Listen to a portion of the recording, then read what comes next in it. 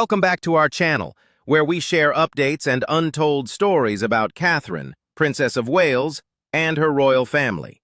Today we bring you some news. Harry in tears after Piers just reveals what happened to Meghan's staff on New Year's night. The carefully built universe of Harry and Meghan was destroyed on New Year's Eve, when a single magnified voice ripped through the groomed quiet of their California castle. This occurred at the same time that the world was celebrating a fragile optimism for the future. It was not just a desperate appeal from a dismissed employee that led to the encounter that followed. Rather, it was a methodically prepared explosion of secrets that revealed a terrible story of financial fraud, a covert corporate empire, and a disheartening personal betrayal. Now, with the purported proof made plain under the harsh light of global media, the world is asking the unimaginable question. Was Prince Harry's fantasy escape from the monarchy nothing more than a precursor to the most premeditated and disastrous royal divorce in the current era of modern history? A reckoning at Montecito's gate in the middle of the night. According to information that is unique to people who are close to the developing drama, the tale did not start with a bang, but rather with the icy digital finality of a two-sentence email. At 2 a.m. According to reports, a senior assistant at Archwell called Elena got a message from Meghan Markle herself on January 1st, 2026, as fireworks were beginning to fade throughout the world.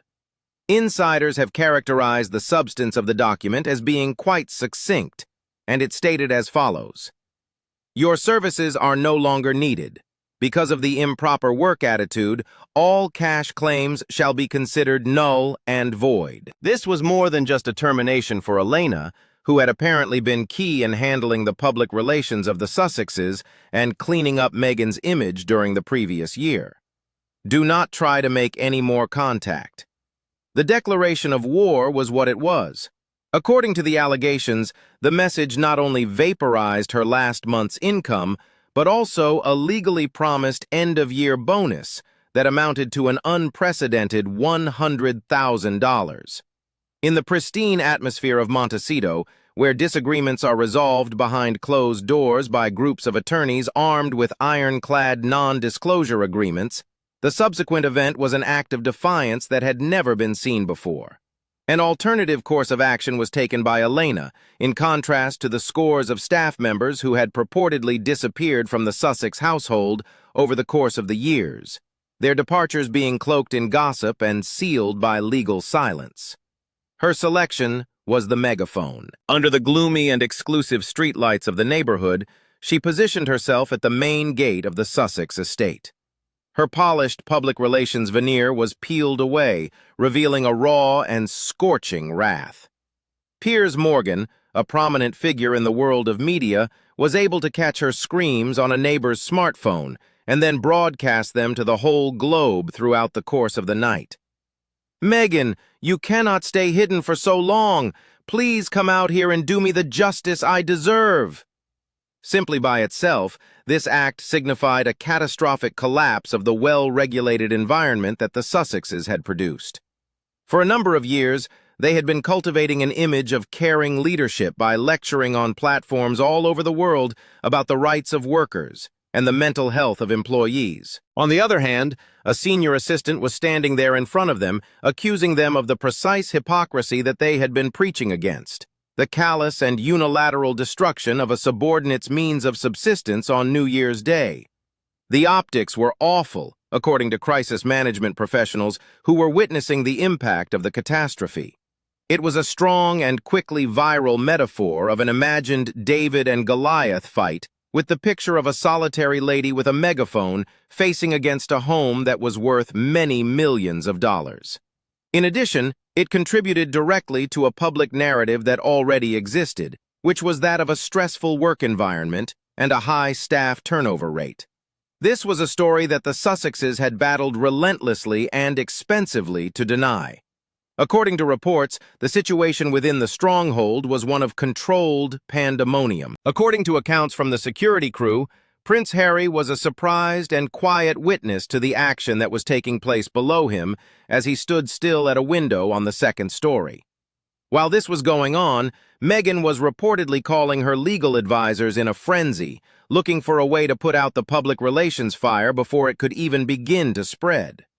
Elena's angry charges reverberated outside the house, and they included allegations of stiffed paychecks, falsified contracts, and the cruel withholding of deserved recompense. The strange stillness that emanated from inside the estate seemed to be in striking and damning contrast to these allegations. In the context of the first show, Piers Morgan addressed the issue that hung heavy in the air. Was this a typical labor dispute, even if it was an unpleasant one? Alternatively, did Elena have a secret that was so terrible that it pushed Meghan to make a decision, pushing her to put herself in danger by participating in this highly public show in an effort to quiet her for good?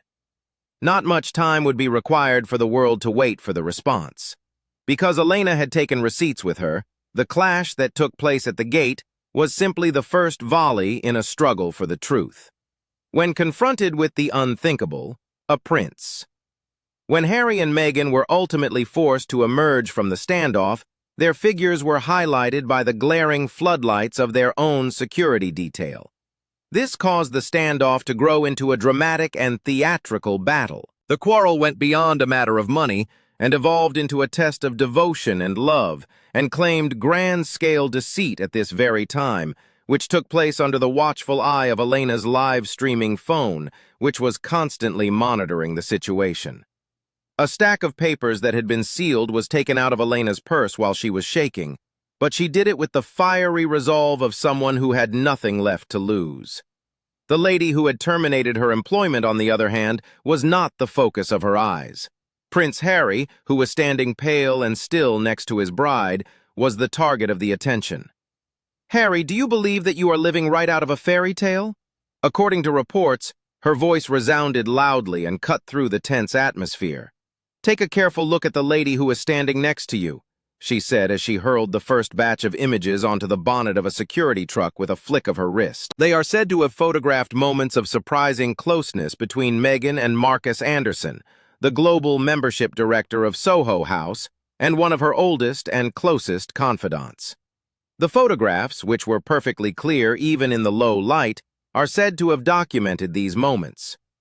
This was not a random collection of photographs. Some of the sources who have seen the images have described the following: discreet hand touches under dinner tables at private events where Harry was noticeably absent, long, lingering gazes that spoke of a connection that was much deeper than friendship, and even frames of the two pressed closely together in dimly lit spaces, their body language screaming of a secret affair. This evidence would have been more than simply stunning for Harry, a man whose whole life has been molded by the anguish of his mother's very public problems with infidelity and media intrusion. Harry's mother has been a victim of both of these things more than once. There would have been a recreation of his deepest-seated anxieties that would have been both visceral and soul-crushing. The same horror that he had traveled across an ocean to get away from was the betrayal of a spouse, which manifested itself for the whole world to witness. According to eyewitness accounts, his hands began to shake as Elena presented her next piece of evidence, which consisted of photographs taken inside the Archwell offices during late hours. The photographs showed Meghan and Marcus with their heads bowed together over a stack of secret files. Meghan's face was illuminated with a radiant, unguarded smile, which, according to sources, was a smile that Harry had not seen directed at him in years. This was the last and most destructive blow, which arrived in the shape of gigantic printed text messages. As Elena proclaimed, "This is what will break you out of your dream, Harry." Her voice rang with a terrifying mixture of sorrow and triumph. "It is time for you to wake up. This is the blueprint for a new empire that your wife and that Marcus man have been covertly developing behind your back." The comments, which were as icy and sharp as ice, supposedly revealed a strategy that was so audacious that it was astounding. Supposedly, Meghan stated to Marcus in one of her messages, "Everything is proceeding as planned. In our empire, his name will not appear at any point. I am completely exhausted with the role of the enduring wife that is required to maintain the regal image. The claimed response that Marcus gave was even more damning. Be patient. Once this initiative secures the funds, we will be free. When all is said and done, all you need to do is get Harry to sign off on those financial power of attorney documents for the shell business, and you will have everything you need without having to share a single dime with him. The basis of Harry's universe began to shatter at that very instant. The claims portrayed an image similar to that of a long-term, well-planned conspiracy rather than a straightforward affair. The lady for whom he had sacrificed his family, his nation, and his royal identity was being accused of using him as a stepping stone, a transitory partner whose name and prestige were only assets to be exploited before a planned and financially devastating disposal. Elena's voice, which was now quivering with passion, delivered the conclusive and relentless accusation. This is not only a case of her violating your sentiments. She's plotting to dump you but take every asset, leaving you broke. She married you just to use the title, and now, with Marcus in the picture, you're just an obstacle to be neatly removed. The prince, who had once stood as a global symbol of romantic rebellion, now stood under the floodlights of his own home as the alleged victim of the ultimate deception. The termination of a conspiracy as a whole.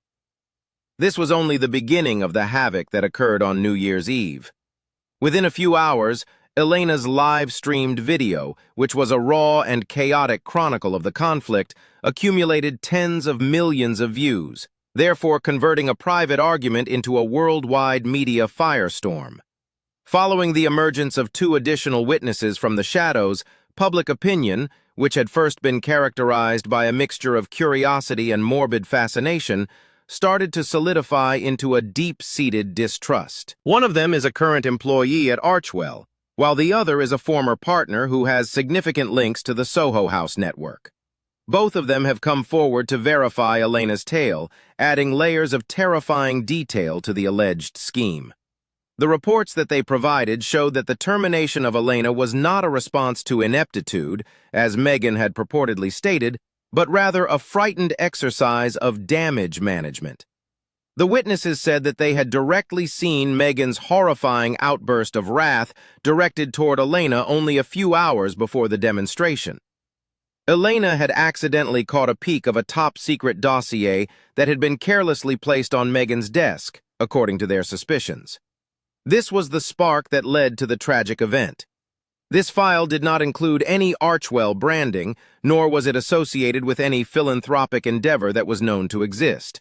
The title of the project was Project As Ever, which seemed quite foreboding. As a result of these disclosures from insiders, speculation started to circulate about the actual nature of this initiative. In their testimony, the witnesses created a picture of a covert and parallel financial empire that Meghan and Marcus Anderson were building. This empire was completely distinct from the joint enterprises that Meghan was working on with Harry. There were rumors that Project As Ever was a comprehensive plan to expand a personal brand by utilizing Marcus's formidable network of Hollywood power players and financial elites to secure massive funding.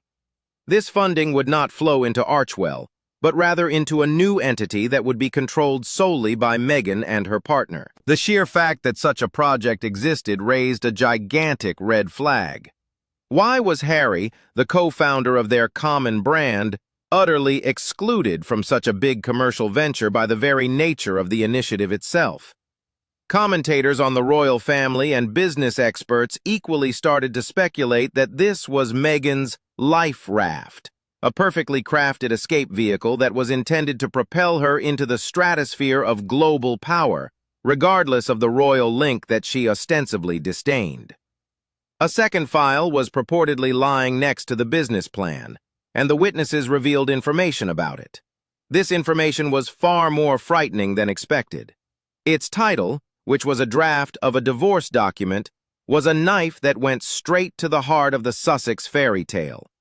Those individuals who said that they were aware of its contents described a document that was drafted with sophisticated and predatory legal accuracy. Meghan was able to get sole custody of their children and control over the overwhelming majority of their joint assets because of the alleged clauses, which were meant to provide her an absolute edge in the event that they decided to dissolve their marriage.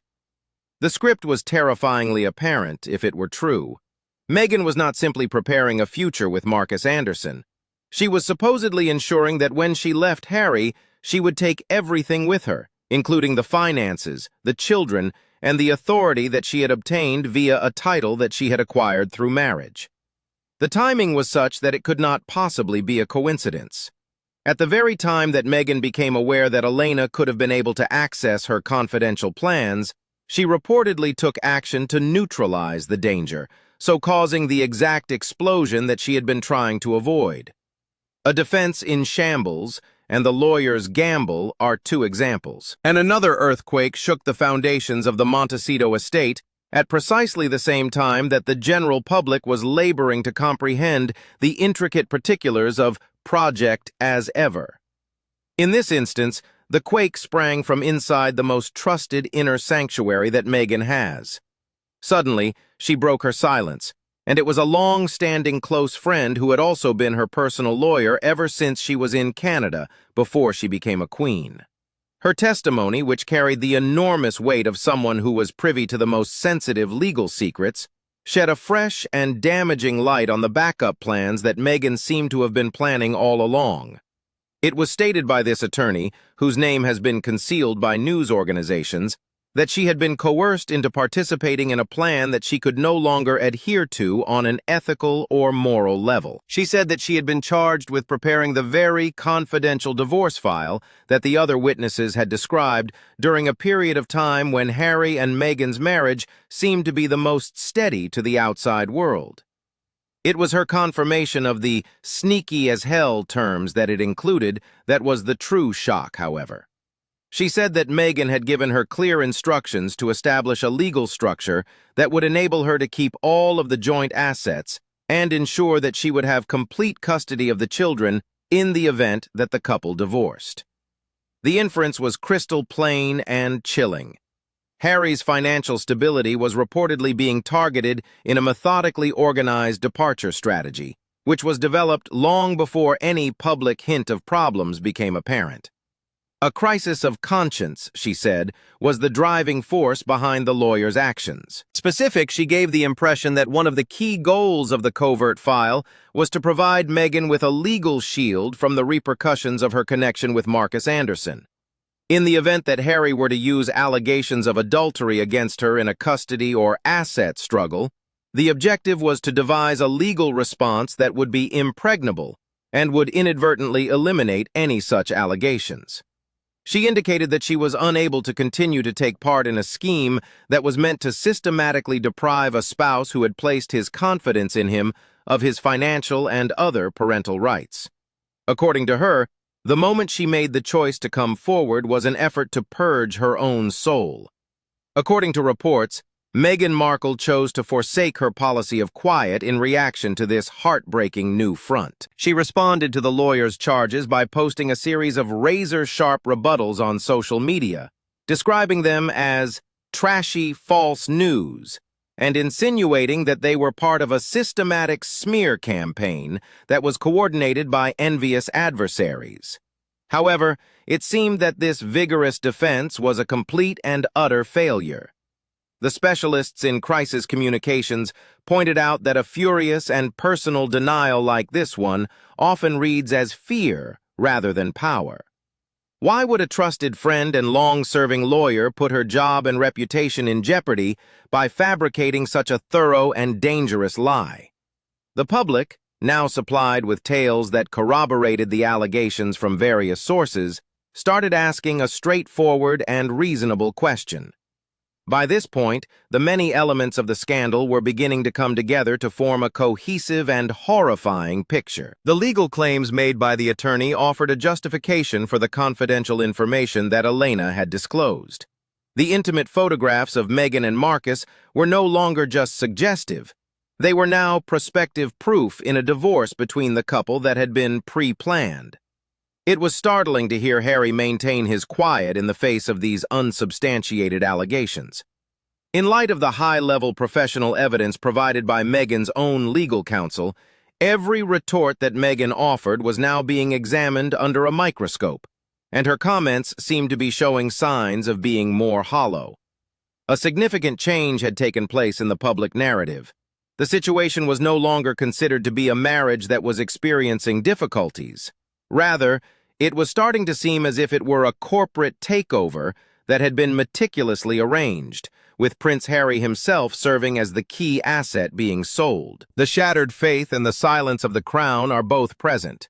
There was finally a crack in Prince Harry's emotional barriers as a result of the cumulative weight of the claims, which came from the dismissed assistant, Archewell insiders, and now her own attorney. This gut-wrenching sight of a full and utter collapse took place inside the luxurious living room of the couple's Montecito estate, according to leaks that came from the couple's closest circle of friends and family. The location that was supposed to serve as his safe haven of independence had instead become the setting for an emotional breakdown that had never been seen before. According to reports, the prince, who had previously acted as a stubborn shield for his wife against years of media storms, was now being engulfed by the storm that was occurring inside him. According to those who were privy to the situation, Harry absolutely broke down in front of Meghan, with tears flowing down his cheeks and choking sobs reverberating throughout the enormous space. This was not only the misery of the prospect of adultery, it was the agony of a man facing the possibility that his whole existence after the royal family had been constructed on a foundation of falsehoods. This included the severe breach with his family, the public recriminations, and the burning of bridges. The information that was supplied by those who were part of his wife's close circle was too particular, too comprehensive, and too linked to be disregarded as a simple conspiracy for the reasons stated above. Was he only a pawn in a much larger game? These were the silent concerns that had surely tormented his calmer times, and they hung heavy and oppressive in the air now. Do you think that his love and protection were only the price of entrance for a lady who had an endgame that he could never have imagined? When faced with her husband's overwhelming anguish, Meghan Markle reportedly utilized purposeful vagueness. She did not strongly deny the charges. According to the accounts, she gave a psychologically sophisticated argument that recast betrayal as protection. She said, "Harry, listen to me," in a soothing voice but confused language, sources said. "You are viewing everything as our enemies wish." She did not challenge Project as ever or their legal arrangements concerning their future. Marcus Anderson is only a longtime buddy. The claims say she altered her mind and reframed her secret preparations.